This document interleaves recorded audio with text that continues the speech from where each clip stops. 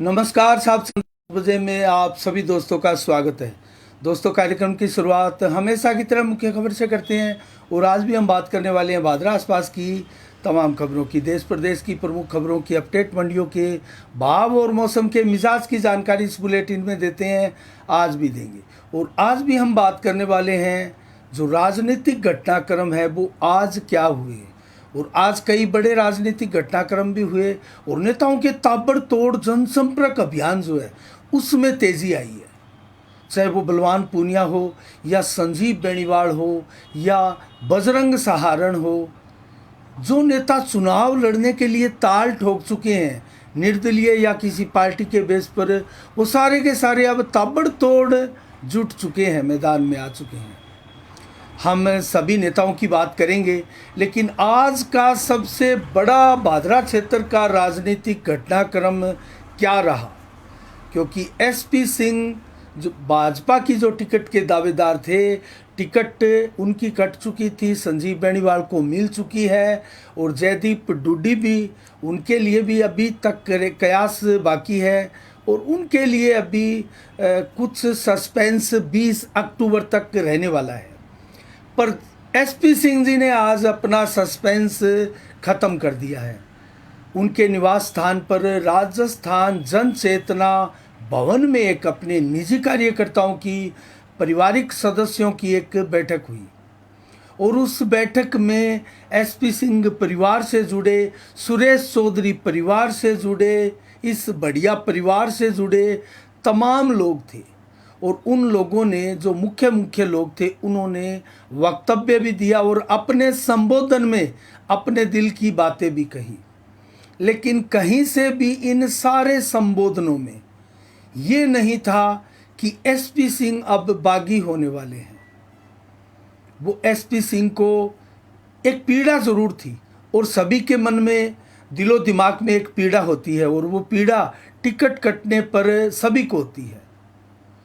जयदीप डूडी को भी हुई है और भी है, हिम्मत पचार को भी हुई है, सभी को ये पीड़ा होती है। लेकिन उस पीड़ा के बाद, क्योंकि ये नए भारतीय जनता पार्टी में शामिल हुए हैं एसपी सिंह, तो बहुत कुछ सोचकर, कुछ प्लानिंग करके भारतीय जनता पार्टी में आए हैं, इसमें कतई कोई दो राय नहीं। और अगर इतनी जल्दी कोई नेता पार्टी में आता है और उसको पता है उनके आगे धुरंधर नेता बैठे हैं, टिकट की लाइन में बैठे हैं और वो हर तरह से टिकट के लिए डिजर्व करते हैं और बहुत बड़ा चेहरा है, पार्टी के लिए उन्होंने बहुत कुछ किया है, 10 वर्षों से पार्टी को सींच रहे हैं, उसके बावजूद भी कोई नया नेता भारतीय जनता पार्टी में शामिल होता है तो उसके लिए उनकी एक प्लानिंग होती है और उस प्लानिंग की अकॉर्डिंग ही आज एसपी सिंह ने अपने पत्ते खोले हैं। और यही संभावनाएं थी, उनके चुनाव लड़ने की संभावना कतई नहीं थी। हमने बार बार कहा है कि अगर एसपी सिंह को और जयदीप डूडी को टिकट नहीं मिलती है तो ये चुनाव नहीं लड़ेंगे, हमने पहले भी कहा था। लेकिन कार्यकर्ताओं के सब्र का बांध जब टूटता है तो वो अपने नेता को प्रेशराइज करते हैं, चुनाव लड़ने के लिए भी, कुछ करने के लिए भी, मीटिंग करने के लिए भी और सामूहिक डिसीजन के लिए भी, और उन सब की बात रखने के लिए, उन सब का दिल रखने के लिए सभी को एक जाजम पर बिठाया जाता है और एसपी सिंह ने वही किया। आज उन सभी कार्यकर्ताओं की बैठक थी, सैकड़ों की संख्या में कार्यकर्ता थे। इस परिवार से बहुत से लोगों का जुड़ाव है, क्योंकि डॉक्टर सुरेश चौधरी 2003 में निर्दलीय के रूप में विधायक रह चुके हैं और विधायक, अगर कोई परिवार, किसी परिवार में अगर कोई विधायक रहता है तो निश्चित रूप से उस परिवार से बड़ी संख्या में लोगों का जुड़ाव हो जाता है। हर लोगों का तो काम कोई नहीं कर सकता, लेकिन बहुत से लोगों का, जिन लोगों का काम वो विधायक के कार्यकाल में किया जाता है, उन परिवारों का, उन दड़ों का उस परिवार के प्रति समर्पण भाव बहुत ज़रूरी है, अवश्य भावी भी है। और ऐसा एसपी सिंह डूडी, एसपी सिंह बढ़िया परिवार से भी था। तो आज सभी लोगों ने, सभी वक्ताओं ने अपनी अपनी राय दी और अंत में एसपी सिंह खड़े हुए और एसपी सिंह ने संबोधन किया। और एसपी सिंह ने, क्योंकि पूर्व जिला कलेक्टर हैं, बहुत समझदार हैं, उन्होंने बहुत सिस्टम के साथ सभी कार्यकर्ताओं को संबोधित करते हुए अपने मन की पहले व्यथा बताई, कारण बताया, देश पर वो गए कि किस प्रकार से और किस पार्टी की इस देश में आवश्यकता है, और उसके बाद में हमें अपने बच्चों के भविष्य को देखना है, इस भारत के भविष्य को संवारना है। हम पार्टी में आए, कुछ करने के लिए आए, कुछ सोच कर आए हैं, और एक सोच के तहत हमें आगे बढ़ना है।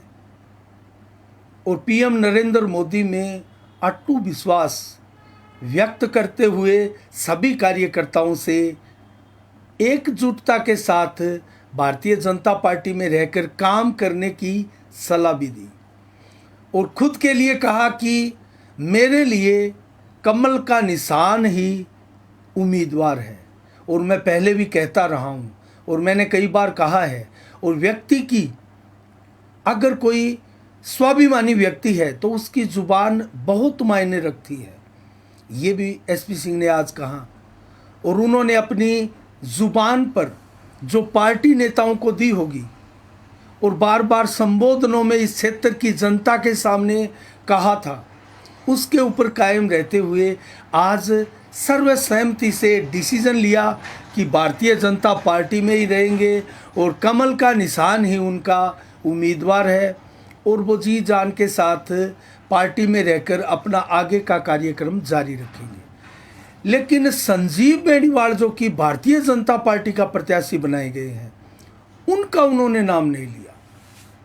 तो कहीं ना कहीं खटास जो है खुद को टिकट ना मिलने की, संजीव बेनीवाल को टिकट मिलकर बाजी मार ले जाने की, जो एक प्रतिस्पर्धा थी संजीव बेनीवाल व एसपी सिंह में। हालांकि जयदीप डूडी भी इस कड़ी में है, और जयदीप डूडी बहुत तेजी के साथ आगे भी आए थे। एसपी सिंह बहुत पिछड़ गए थे अंतिम कुछ दिनों में, और लगभग 15 दिन तक एकमात्र नाम था पैनल में संजीव बेनीवाल का। और यही रीजन रहा कि पहली ही सूची में भादरा का नाम आना, और उन नामों के साथ 41 नामों के साथ जिनमें अधिकांश चेहरे लगभग अपने क्षेत्र से जीते हुए प्रतीत हो रहे हैं पार्टी सर्वे में। और यही एक प्रकार से सिस्टम रहा कि भारतीय जनता पार्टी की पहली सूची में संजीव बेनीवाल का नाम आया, एसपी सिंह का नाम नहीं आ पाया था। तो ये टीस भी उजागर हुई, देखी भी गई। संजीव बेनीवाल का दिल खोलकर समर्थन करने का, उनके मंच पर जाने का, इस प्रकार की बात एसपी सिंह ने कतई नहीं कही। तो क्या संभावनाएं बनती है? हम समीक्षा करते हैं तो समीक्षा के एक एक बिंदु पर हमें जाना पड़ता है। तो क्या भीतर घात की भी आशंकाएं प्रबलित अभी भी है? इसकी गुंजाइश है, लेकिन इसको लेकर हम अभी तो कुछ नहीं कह सकते। हम एसपी सिंह का भी अगर साक्षात्कार लेंगे, हमारे कैमरे के सामने वो आते हैं, तो ये क्लियर करने का प्रयास करेंगे। और संजीव बेनीवाल से भी हम ये जानने का प्रयास करेंगे कि उनसे किसी प्रकार की वार्ता क्या हुई है, क्या उनका संवाद आपस में होता है। ये बहुत ज़रूरी है, वरना कुछ भी हो सकता है। तो इसके ऊपर हम अभी नहीं जाएंगे कि आगे क्या होने वाला है, लेकिन वर्तमान में जो संकट था, जो लोगों के दिमाग में ये चीज़ थी कि एसपी सिंह चुनाव लड़ सकते हैं, उन सारी अटकलों को विराम लग गया आज। और एसपी सिंह ने क्लियर कर दिया कि वो भारतीय जनता पार्टी में ही रहने वाले हैं। अब हम बात करें एक और नाम, पूर्व विधायक, संसदीय सचिव जयदीप डूडी का। वो भी 20 अक्टूबर को, इसी महीने, आज से 4 दिन बाद, आज 16 अक्टूबर है, 4 दिन बाद जब स्वर्गीय लालचंद डूडी की पुण्यतिथि होगी, जिसको किसान दिवस के रूप में भी भादरा में सदैव मनाया जाता है। आर्य समाज भवन में प्राय ये बैठक होती है, और वहाँ जब वो बैठक होगी, वो कार्यक्रम होगा, तो उसमें क्या डिसीजन लेते हैं जयदीप डूडी, ये भी देखने वाली बात है। लेकिन हमारा आकलन है कि जयदीप डूडी भी चुनाव नहीं लड़ने वाले हैं, क्योंकि वो भी एक लंबे समय कांग्रेस में रहे। उनकी पारिवारिक पृष्ठभूमि की बात करें तो वो भारतीय जनता पार्टी के ज़्यादा नज़दीक रहे हैं। लेकिन अभी कुछ ही माह पहले जयदीप डूडी भी भाजपा में एंट्री किए हुए हैं, तो उन्होंने बहुत उतार चढ़ाव देखा। अगर वो कुशल राजनीतिज्ञ हैं तो वो चुनाव नहीं लड़ेंगे, और वो पार्टी में ही रहकर उनको जिस प्रकार से सर्वे आए हैं, और उनको लगता है, ये बीजेपी के नेता कहते हैं कि आने वाली सरकार भारतीय जनता पार्टी की है, तो सरकार में रहकर वो कुछ ना कुछ हासिल कर सकते हैं, मान सम्मान। लेकिन बाहर रहकर बागी बनकर तो वो कुछ भी हासिल नहीं कर पाएंगे। एक और भूल फिर ये होगी, तो देखते हैं जयदीप डूडी क्या करते हैं। हमारी नज़र उस पर भी बनी रहेगी 20 अक्टूबर को आर्य समाज भवन में क्या होता है। और आज एसपी सिंह ने क्लियर कर दिया, तो अब मानकर चले कि भारतीय जनता पार्टी में संजीव बेनीवाल जो भाजपा के प्रत्याशी है, उनको कोई बहुत ज़्यादा खतरा दिखाई नहीं देता है। भीतर घात की अगर कोई संभावना होगी तो हमारी नज़रें बनी रहेगी, हम ईमानदारी के साथ, निष्पक्षता के साथ उस खबर को आपके सामने लेकर आएंगे। अब कुछ नाम और है, हेमंत पचार अब भी खुलकर नहीं आए हैं, वो भी जब हमारे कैमरे के सामने आएंगे तो उनसे भी पूछेंगे, लेकिन उनकी किसी प्रकार की घोषणा नहीं है। पूर्व में वो कह चुके हैं कि टिकट जिसको मिलेगी उनके साथ रहेंगे, पार्टी में रहकर सेवा करेंगे। रवि बंसल भी एक नाम था, उनका भी कोई बयान अभी नहीं आया है। अशोक सैनी, उनकी टीम संजीव बेनीवाल का दामन थाम चुकी है और संजीव बेनीवाल की कमान संभाल चुकी है, जिनकी अगुवाई बादरा में अनूप सिंह शेखावत, जो कि जिला उपाध्यक्ष है भारतीय जनता पार्टी के, वो कर रहे हैं, और जगदीश गर्ग जो कि भारतीय जनता पार्टी के नगर मंडल अध्यक्ष हैं, वो अशोक सैनी के खास माने जाते हैं, वो भी संजीव बेनीवाल की कमान संभाल चुके हैं। महामंत्री राजकुमार शर्मा है, जो पूर्व युवा मोर्चा अध्यक्ष रहे हैं लंबे समय से, वो सारे के सारे अब कमान संभाल चुके हैं। दिनेश सैनी जो कि अशोक सैनी के बड़े भाई हैं, पूर्व वाइस चेयरमैन नगर पालिका, वो भी संजीव बेनीवाल की कमान संभाल चुके हैं। तो ऐसे में संजीव बेनीवाल को संगठन से कोई खतरा दिखाई नहीं देता है। लेकिन हमारी नज़रें बनी रहेगी, ये जो बड़े नेता है वो भविष्य में क्या करने वाले हैं, और इन नेताओं की हम बलवान पूनिया की भी बात करेंगे, उनको नुकसान किससे हो सकता है। लेकिन इससे पहले बात संजीव बेनीवाल की चल रही है, तो ताबड़तोड़ जनसंपर्क अभियान कस्बा क्षेत्र में चल रहे हैं। आज कलाना में भी एक बड़ी सभा संजीव बेनीवाल की हुई, एक दो और गाँवों की सभा हुई, और देर शाम को भी वो रात्रि को भी सभा करते हुए नजर आई। करीब 7 बजे, पौने 7 बजे वो समाज भवन रोड पर, राजगढ़ रोड जो है, वहाँ वार्ड नंबर 16 में मगजी राज पुरोहित के घर पहुँचे। उनको वहाँ बुलाया गया था, और मगजी राज पुरोहित परिवार, जिनके पुत्र जीवराज राज पुरोहित, किशोरी राज पुरोहित, उनके पुत्र संजय राज पुरोहित, इन सभी ने संजीव बेनीवाल को अपना समर्थन दिया है। और इस अवसर पर इसी मोहल्ले के वरिष्ठतम गिरधारी लाल जी डोबीवाला भी उपस्थित रहे, और संजीव बेनीवाल को उन्होंने अपना आशीर्वाद दिया, और चलते चलते फिर उनको अपना आशीर्वाद दिया और जीत का आशीर्वाद दिया। इस अवसर पर मोहन सिंह राजपुरोहित, जो कि कभी शिवसेना में बहुत धुरंधर नेता यहाँ हुआ करते थे, भंवर सिंह राजपुरोहित, जिनका नाम महावीर राजपुरोहित भी है, आप पोस्ट ऑफिस में थे लेकिन अब रिटायर हो चुके हैं, तो वो भी यहाँ थे, उन्होंने भी समर्थन दिया। प्रेम प्रकाश राजपुरोहित, अंजनी राजपुरोहित, जो कि पत्रकार भी रह चुके हैं, प्रॉपर्टी डीलर है, वर्तमान में डेयरी का कार्यभार संभालते हैं, बहुत नामी चेहरा है, भारतीय जनता पार्टी के वो कार्यकर्ता रहे हैं, लेकिन ये भाजपा के कार्यकर्ता थे सारे, और संजीव बेनीवाल को समर्थन दिया है। और किशोरी राजपुरोहित एसपी सिंह के खास माने जाते हैं, बहुत खास। और उस पूरे परिवार ने, प्रमोद राजपुरोहित, राणा राजपुरोहित, सुभाष शर्मा, इस पूरे मोहल्ले के लोग यहाँ एकत्रित थे और संजीव बेनीवाल को समर्थन दिया। उसके बाद में संजीव बेनीवाल का समाज भवन के पास एक और कार्यक्रम था, उसमें भी अनेक लोगों ने संजीव बेनीवाल को समर्थन दिया। मोतीपुरा में भी एक कार्यक्रम हुआ। तो देर रात्रि को भी संजीव बेनीवाल कस्बा कस्बा, वार्ड वार्ड, गली गली, गांव गांव, ढाणी ढाणी जनसंपर्क अभियान में जुट चुके हैं। अब बात करेंगे बलवान पूनिया की। प्रमुख रूप से 2 उम्मीदवार हैं और दोनों ही उम्मीदवारों की आमने सामने की भी टक्कर हो सकती है, तिकोना मुकाबला भी हो सकता है। अगर कांग्रेस की टिकट भादरा में आती है तो बलवान पूनिया को उनका चुनावी अभियान कैसे चल रहा है?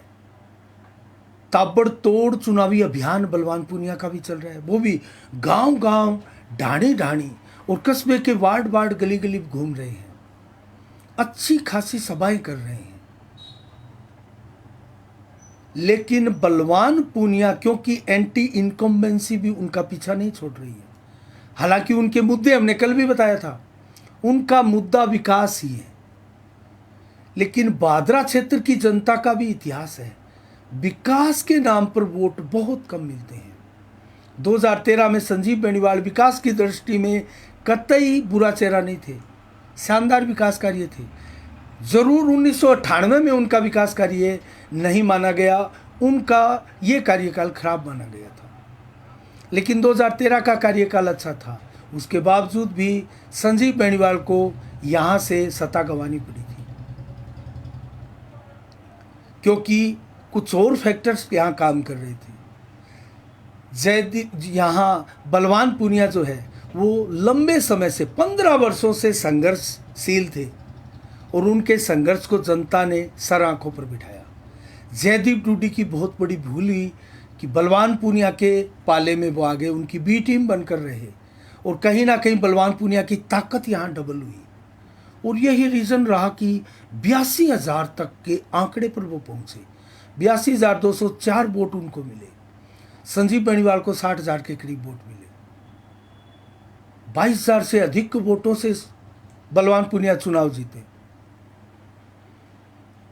अब बलवान पूनिया के विरुद्ध एंटी इनकम्बेंसी चल रही है सड़कों का, और जो वो विकास कार्यों की बात कर रहे हैं, उन विकास कार्यों में भ्रष्टाचार का जीन लग चुका है, और उस भ्रष्टाचार का मुद्दा संजीव बेनीवाल उठाए हुए हैं। चाहे वो सीवरेज में हो, चाहे वो सड़कों में हो, चाहे वो डिग्गियों में हो, डिग्गियां भी बनते बनते टूटी, ऐसी कई कवरेज हमने भी दिखाई है। सड़कें बनती बनती टूट रही है, ऐसी कई कवरेज हमने भी दिखाई है। और घोषणाएं बहुत ज़्यादा हुई है, काम नहीं हुआ, इम्प्लीमेंट नहीं हुई घोषणाएं जो थी।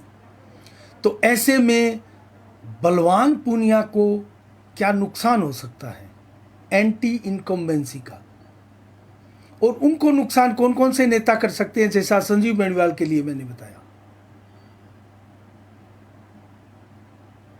बजरंग सहारण का बढ़ता काफिला, बिरानी क्षेत्र में बजरंग सहारण के बढ़ते प्रभाव को कहीं ना कहीं बलवान पूनिया के लिए नुकसानदायक माना जा रहा है।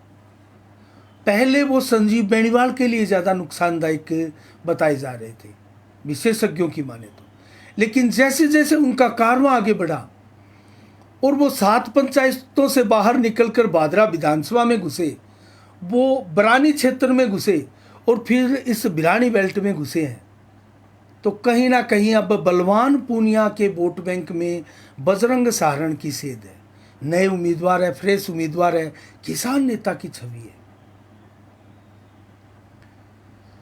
तो बजरंग सहारण बलवान पूनिया के लिए एक बड़ी मुसीबत है।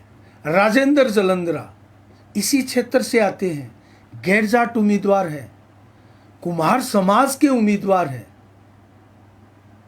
तो ये भी एक प्रकार से दोनों ही उम्मीदवारों के लिए घातक है, लेकिन कहीं ना कहीं बलवान पूनिया के लिए ज़्यादा घातक है। रामस्वरूप गिल ये बलवान पूनिया के ही कार्यकर्ता और उनके साथ थे, उनसे अलग हुए, नाराज हुए। अब ये धड़ा भारतीय जनता पार्टी की तरफ खिसकता हुआ दिखाई दे रहा है, तो ये भी बलवान पूनिया को बड़ा नुकसान है।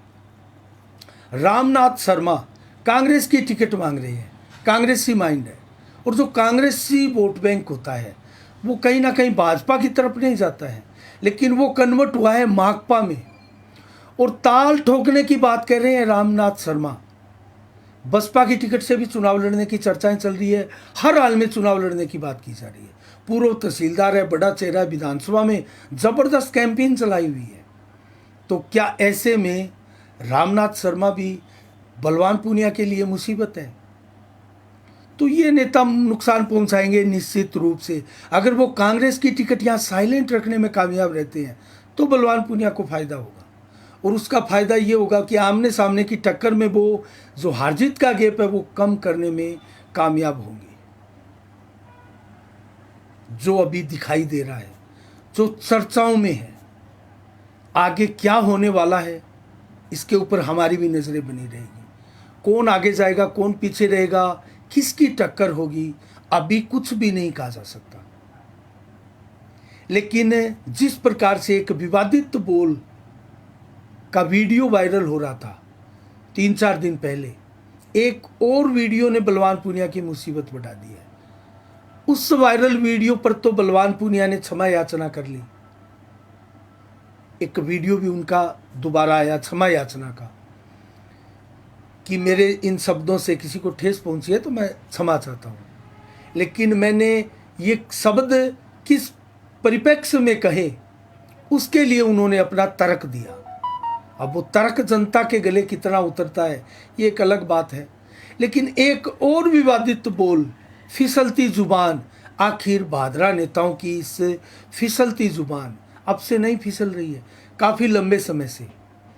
सबसे पहले एक विवादित वीडियो शंकर भाकर का आया था, उसके बाद में शंकर भाकर ने अगले ही दिन माफ़ी मांग ली और उसका विवाद मिटा।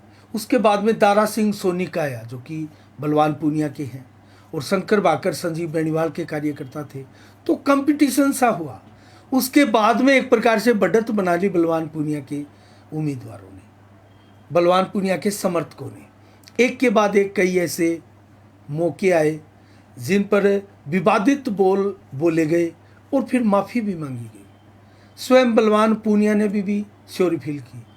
क्या अब जो फिर एक विवादित वीडियो वायरल हो रहा है विवादित बोल का, उस पर फिर माफ़ी मांगेंगे? तो अपना नुकसान कर रहे हैं। कहीं ना कहीं अपनी भाषा शैली में उनको शालीनता लानी होगी। सभी नेताओं को अपनी भाषा शैली जो है वो शालीन और सभ्य रखनी होगी। सोशल मीडिया का समय है, और ऐसे समय में आप एक शब्द गलत बोलोगे तो उसका खामियाजा आपको भुगतना पड़ेगा। आपसे कितने ही बड़े नेता क्यों ना हो, आपसे कितनी सफाई क्यों ना दे, उनका नुकसान आपको होगा। इस चीज़ का नेतागण ध्यान रखे तो ज़्यादा बेटर होगा। अब हम बात करें बजरंग सारण की। ताबड़तोड़ जनसंपर्क अभियान अपना चलाए हुए हैं। हम बात करेंगे बैलेट पेपर की भी, क्या उनमें संख्या बढ़ रही है।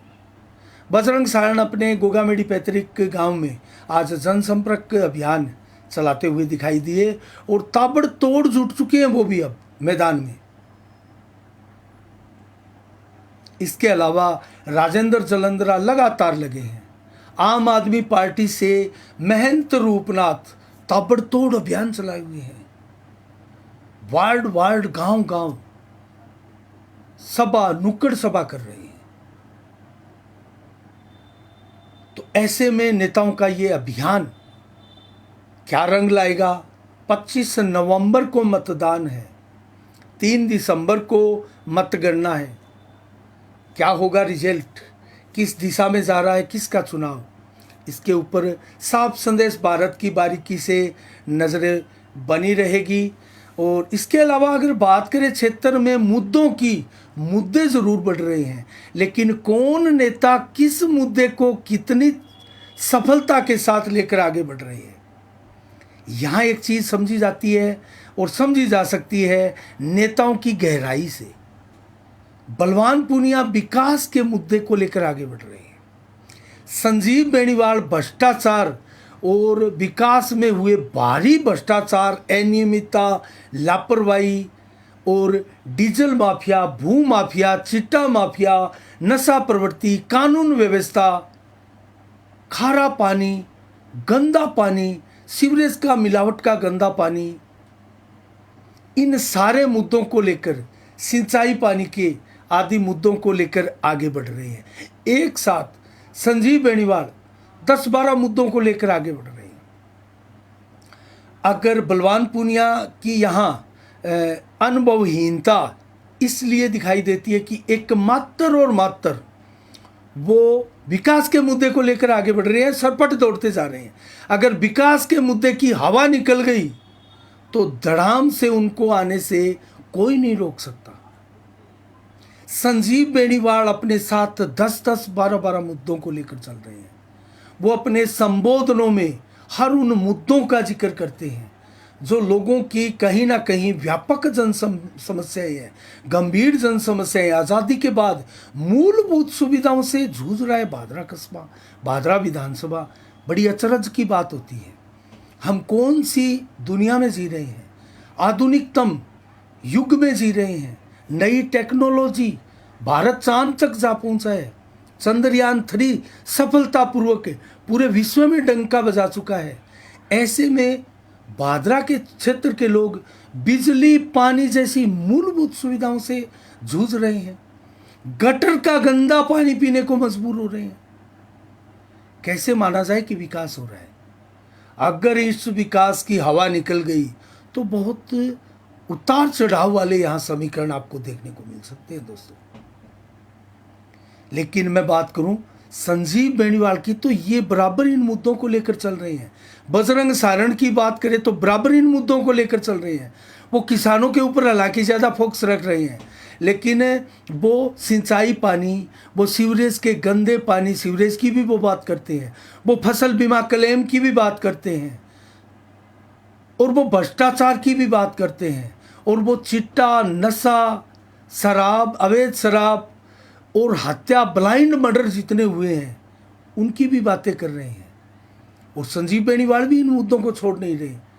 तो देखते हैं किन के मुद्दों में जान है और किन के मुद्दे कस्बे की जनता के दिलो दिमाग पर हावी रहते हैं। ये देखने वाली बात है। हमारी नज़रें लगातार बनी रहेगी। लेकिन मायावती की अब राजस्थान में एंट्री होने वाली है। बसपा 200 के 200 विधानसभा क्षेत्रों में चुनाव लड़ने की घोषणा कर चुकी है। ऐसे में भादरा से बसपा का कौन होगा उम्मीदवार? 17, 18, 19 और 20 अक्टूबर को 4 जगह 4 दिन, माफ कीजिएगा, लगातार और 8 बड़ी सभा मायावती करने जा रही है। 4 दिन 8 बड़ी सभा। तो कार्यक्रम उनके लगभग घोषित हो चुके हैं। उसमें क्या जो 6 सीटें बसपा ने जीती थी राजस्थान में, वो प्रदर्शन पुनः दोहरा पाएगी? बड़े बड़े लोग कांग्रेस के और अन्य छोड़कर बसपा में जा रहे हैं, और जो भाजपा के बागी हैं और जो कांग्रेस के टिकट आने से पहले ही भूचाल आया हुआ है और बागी हो रहे हैं, ऐसे लोगों पर बसपा की नज़र है। ऐसे लोगों पर आम आदमी पार्टी की नज़र है। ऐसे लोगों पर आरएलपी की नज़र है। ऐसे लोगों पर जजपा की नज़र है। अन्य सभी पार्टियों की नज़र है जो क्षेत्रीय पार्टियां हैं, बड़ी होना चाहती हैं। बड़े नेताओं के कंधों पर पांव रखकर वो आगे बढ़ना चाहती है, और उनको विधायक इन्हीं बड़े नेताओं में से मिल सकता है। जैसे आम आदमी पार्टी ने भादरा में महंत रूपनाथ को चुना है, जो कि 16,500 वोट बसपा से लेकर एक बड़े स्थापित नेता के रूप में यहाँ माने जाते हैं। देखने वाली बात है। हमारी नज़रें भी बनी रहेगी। लेकिन डीजल प्रकरण, जो डीजल की फैक्ट्री पर छापा पड़ा था, वो बलवान पूनिया को कितना नुकसानदायक है, इसकी चर्चा भादरा कस्बे में थमने का नाम नहीं ले रही। सबसे ज़्यादा प्रकरण चर्चित भादरा में वर्तमान में ये डीजल प्रकरण ही है। चंदन प्रकरण की गूंज आजकल संजीव बेनीवाल के हर संबोधन में, और डीजल प्रकरण की गूंज आजकल हर संबोधन में है। तो ये मुद्दा छोड़ने वाले नहीं है संजीव बेनीवाल। उनके हाथ जो मुद्दे लगे हैं वो बलवान पूनिया के लिए खासे नुकसानदायक और संजीव बेनीवाल के लिए संजीवनी के समान आगे दिखाई देने वाले हैं। देखने वाली बात है कितना फायदा ये नेता उठा पाते हैं, कितना डैमेज कंट्रोल बलवान पूनिया अपना कर पाते हैं। 82,000 वोटों तक पहुंच चुके हैं वो, और कहां जाएंगे आगे। तो उनमें अपना डैमेज कंट्रोल वोटों का, समर्थकों का वो कितना कर पाते हैं, ये देखने वाली बात है। लेकिन बैलेट पेपर की बात करें तो अभी भी वही लगभग 10-11 नाम हैं। भाजपा के तय हैं, कांग्रेस की टिकट आने वाली है। कांग्रेस की टिकट के लिए आज भी चर्चाओं का बाजार गर्म रहा और कई नाम आगे आ रहे हैं। हम अभी तो उनके नाम का जिक्र नहीं करेंगे, कल भी हमने किया था। वही सूचना आज है, हमारी कल की ही समीक्षा पर आज भी मुहर है, वो बदली नहीं है। तो कल की समीक्षा जिस हमारे दर्शकों ने सुनी थी वो ही आज लगभग कांग्रेस के लिए आज भी कायम है। तो कांग्रेस अपनी सूची कब जारी करेगी? नवरात्रा लग चुके हैं, देखने वाली बात है। हमारी नज़रें बनी रहेगी। आज 16 अक्टूबर है। क्या खास विशेष दिवस है आज के दिन, जल्दी से बता देते हैं। आज के लिए खबरों में इतना ही। आज के दिन 1948 को फिल्मी अभिनेत्री हेमा मालिनी का जन्मदिन धूमधाम से पूरी फिल्मी जगत के लोग मना रहे हैं। और 1948 को आज ही के दिन नवीन पटनायक जो सीएम रहे हैं 14वें उड़ीसा की, उनका भी जन्म दिवस धूमधाम से पूरा देश मना रहा है। आज ही के दिन 1983 को निधन हुआ था हरीश चंद्र मल्होत्रा, जो कि भौतिक वैज्ञानिक रहे हैं, गणितज्ञ भी ये रहे हैं। उनका निधन धूमधाम से, उनकी पुण्यतिथि आज पूरे देश भर में मनाई जा रही है। और 1994 को आज ही के दिन गणेश घोष, जो कि महान स्वतंत्रता सेनानी रहे हैं, उनकी भी पुण्यतिथि मनाई गई। और विश्व खाद्य दिवस आज के दिन मनाया जा रहा है। विश्व एनेस्थीसिया दिवस आज के दिन मनाया जा रहा है। और राष्ट्रीय विधिक सहायता दिवस सप्ताह आज से प्रारंभ हुआ है। तो अब हम मंडियों के भाव और मौसम के बारे में बताएंगे। मौसम ने करवट ली है, अलग अंगड़ाई लेकर मौसम में जो है वो कम से कम 6-7 टेम्परेचर की गिरावट आई है दोस्तों। आज मैक्सिमम कल भी 27 के करीब टेम्परेचर रहने वाला है, जो 37-38 रह रहा था।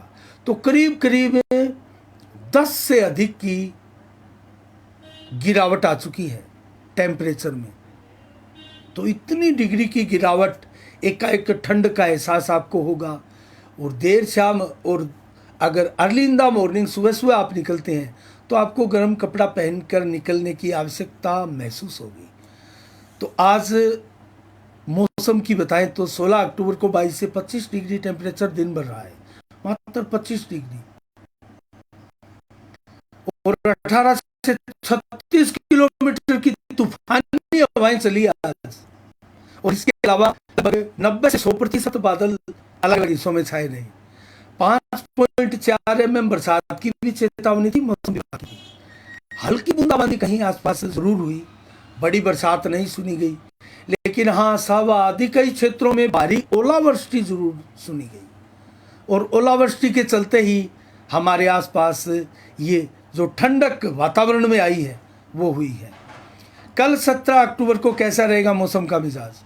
21 से 25 डिग्री दिन में और 26 से 27 डिग्री कल दोपहर को मैक्सिमम होगा। देर शाम को 24 से 26 डिग्री रहेगा, जबकि मात्र 7 से 14 किलोमीटर की रफ्तार से हवा चलेगी। अर्थात कल बरसात हो सकती है। हवा तेज़ नहीं है, वरना बादलों को जो बादल बरसात करने वाले हैं और पश्चिम विक्षोभ के चलते ये वातावरण जो बना है बरसात का, उनको बहाकर हवा में ले जाते हैं। तो कल हवा ज़्यादा नहीं है, बरसात की संभावना पूरी है। दिन में 3.3 mm बरसात, 2.6 mm बरसात, देर शाम को 0.3 mm बरसात, रात्रि को भी 1.4 mm बरसात। कल दिन भर बरसात का मौसम रहने वाला है। और लगभग 90 से 100% बादल छाए रहने वाले हैं कल। रात्रि को भी इसी प्रकार का 100% बादल छाए रहेंगे। और देर रात्रि को ज़रूर 18 से 25 किलोमीटर की रफ्तार से तेज़ तूफानी हवाएं चलेगी। और आज नोहर मंडी में मैं आपको भाव बताऊं तो चना के भाव 6420 रुपये, ग्वार के भाव 5370 रुपये प्रति कुंटल, मोट के भाव 6850 रुपये, सरसों 5600 रुपये प्रति कुंटल बिका है आज नौर मंडी में। मूंग के भाव 8230 रुपये, जौ के भाव 1844 रुपये प्रति कुंटल रहे हैं।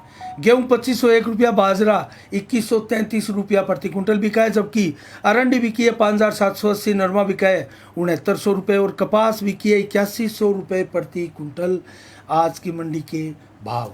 आज के लिए इतना ही। कल ठीक शाम 7 बजे फिर आपसे रूबरू होंगे नई खबरों के साथ, नई समीक्षा के साथ। तब तक के लिए आप अपना बहुत बहुत ख्याल रखिएगा। मुझे दीजिएगा इजाज़त। साफ संदेश से मैं अनिल कौशिक। नमस्कार। जय भारत।